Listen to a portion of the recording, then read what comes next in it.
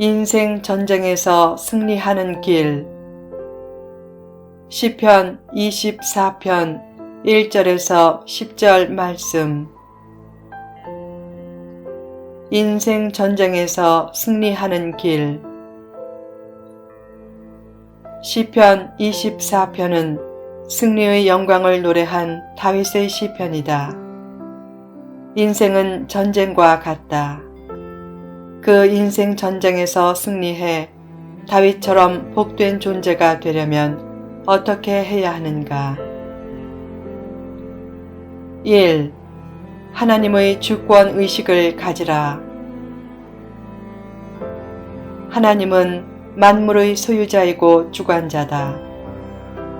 사탄이 예수님을 시험할 때 천하 만국을 보여주며 내게 엎드려 경배하면 이 모든 것을 내게 주리라 라고 천하 만국이 자신의 것인 양 허언을 했다.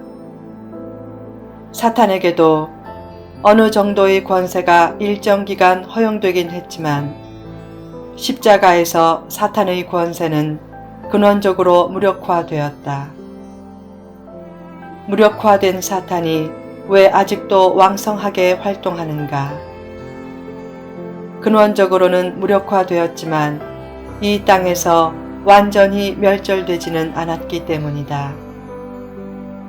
사탄은 화살이 잔뜩 몸에 박혔지만 아직 죽지 않은 사자와 같아서 마지막이 될수록 더 발악하며 날뛰고 있다. 그처럼 분노로 날뛰는 사탄을 이기고 승리하는 삶을 살려면 하나님이 만물의 소유자이고 주관자라는 하나님의 주권 의식이 뚜렷해야 한다. 가끔 하늘을 쳐다보고 자연을 바라보며 하나님의 주권적인 손길을 느끼라. 너무 바빠서 창조주 하나님을 묵상하고 느낄 시간이 없으면 안 된다. 우주 만물을 생각하면 그 광대함에 넋을 잃는다. 더 나아가 우주 만물을 만드신 하나님을 상상할 때는 더욱 넋을 잃어야 한다. 가장 넋을 잃게 만드는 사실은 그 광대하신 하나님께서 우리의 삶을 구체적으로 이끌고 계신다는 사실이다. 하나님은 말씀으로 세상을 창조하셨는데 다윗은 하나님께서 토목공사를 하듯이 세상을 만든 것처럼 묘사했다. 창조 사역의 영광을 생생하게 나타내려는 시적인 표현이다. 땅과 바다와 강들을 세우신 하나님이 인생을 세우시지 못하겠는가? 만물을 주관하시는 하나님께 자기 인생을 온전히 주관하시도록 내어드리면 하나님이 그 인생을 멋지게 세워주실 것이다. 하나님은 만물의 주관자이고 모든 환경과 상황도 실수 없이 주관하신다. 인생길에 주어진 사건과 사고도 실수가 없으신 하나님의 주관하에 벌어진 일들이다. 그처럼 하나님의 주권에 대한 철저한 의식을 가지면 합력하여 선이 이루어질 것이라는 굳건한 믿음이 생긴다. 그 믿음을 통해 대평안이 주어지고 그 평안을 뒤따르는 승리의 삶이 펼쳐질 것이다. 2. 하나님의 보좌로 나아가라. 본문 3절에서 누가 여호와의 산, 즉 여호와의 거룩한 곳에 설 수 있겠느냐? 라고 한 질문은 누가 하나님의 보좌 앞으로 나아갈 수 있겠느냐? 라는 질문이다. 그 질문에 대해 다윗이 스스로 대답했다. 곧 손이 깨끗하며 마음이 청결하며 뜻을 허탄한 데에 두지 아니하며 거짓 맹세하지 아니하는 자로다. 하나님의 보좌로 나아가려면 네 가지를 분명히 하라. 첫째, 손을 깨끗하게 하라. 요새 세균을 퍼뜨리는 최대 매개체가 손이라고 해서 손 씻기를 강조한다. 그러나 다윗이 손이 깨끗해야 한다고 말한 것은 손을 잘 씻어야 한다는 말이 아니라 예수님의 피로 죄 사함을 받고 구원받은 자로서 행실이 깨끗해야 한다는 말이다. 둘째, 마음을 청결하게 하라. 언제 마음이 가장 청결해지는가? 사막이나 동굴에서 구도자처럼 살 때인가? 아니다. 진심으로 회개할 때다. 행복은 마음이 청결한 만큼 주어진다. 누가 승리자인가? 예수님의 마음을 품고 사랑과 용서로 끝까지 마음을 잘 관리하는 자다. 마음이 좋으면 발걸음도 가벼워지지만 마음이 나쁘면 발걸음도 무거워진다. 마음이 삶을 결정한다. 셋째, 뜻을 허탄한 데에 두지 말라.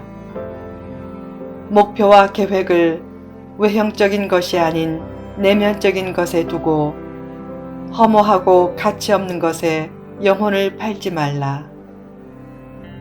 특히 우상숭배, 기복주의, 신비주의, 영성자랑에 빠지지 말라.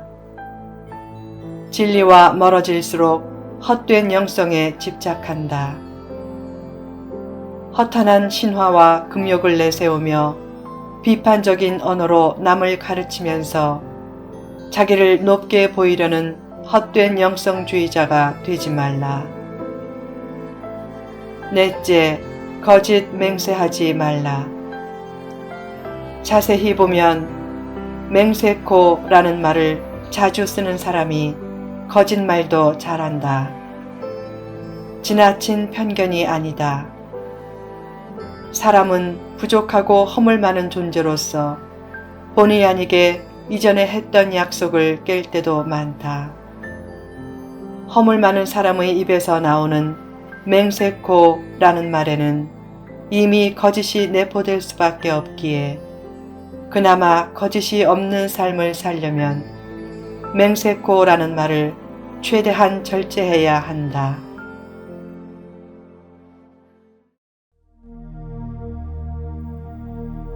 (3) 하나님께 마음문을 열라. 본문 7절에 나오는 문들아 너희 머리를 들라 라는 표현은 레위인들이 성전 문지기들에게 문을 열라 라고 명령하는 표현이다. 사무엘 당시에 법궤가 몇 달 동안 오벳 에돔의 집에 있었다. 그로 인해 오벳 에돔과 그의 가문이 큰 복을 받았다. 그 소식을 듣고 다윗이 법궤를 다윗성으로 옮겼다. 그때 다윗성으로 법궤를 메고 들어갈 때 사람들이 이렇게 외쳤다.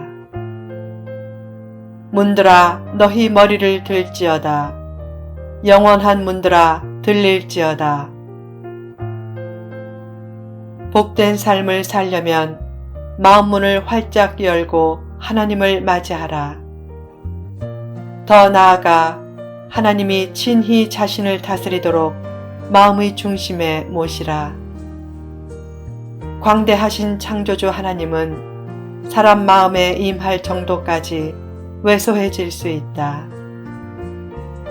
그 창조주 하나님을 마음의 중심에 모시면 사람은 위대한 가능성을 가진 존재가 된다. 그때 삶의 안목과 지경이 넓혀지고 찬란한 미래가 펼쳐지면서 다윗처럼 성공적인 삶을 살 수 있게 된다. 그때 진정한 의미의 복도 주어진다. 기독교의 복은 외적인 요소에 좌우되지 않는 인격적이고 존재적인 복이다. 소유와 성공에서 행복을 찾지 말고 하나님을 마음의 중심에 모신 자기 존재에서 행복을 찾으라.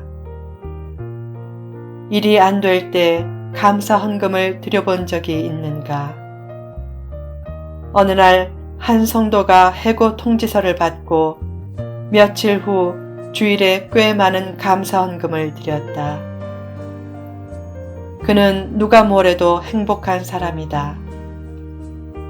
좋은 일 있을 때 감사 헌금을 드리는 것보다 일이 안 될 때 감사 헌금을 드리는 것이 더 깊은 영성의 표시다.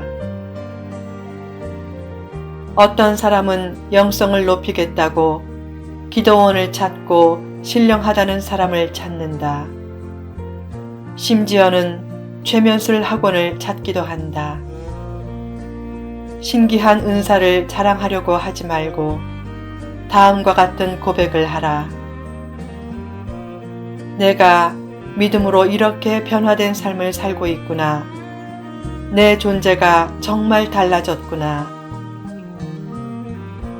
그처럼 변화된 인격과 존재에 대해 깊이 감사하고 고난이 있어도 감사를 잊지 않으면서 감사가 체질화된 사람이 가장 영성이 깊은 사람이다.